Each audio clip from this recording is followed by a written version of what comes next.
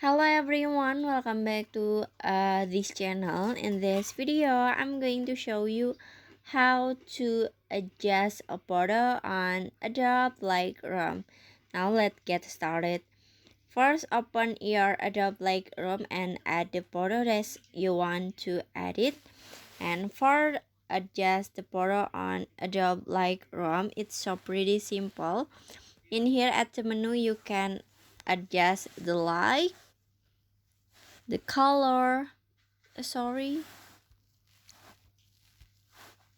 In here at Adobe Lightroom, okay, you can adjust for the light, for the color, for the effects, for the detail, and then for the object. And after this, you can adjust for the geometry.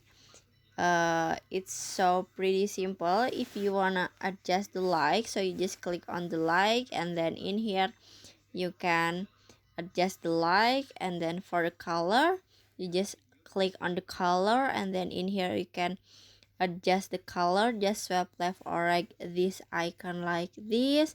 And after this, in here, if you wanna adjust the effect, so you just click on the effect, and you can adjust this effect to swipe left or right like this.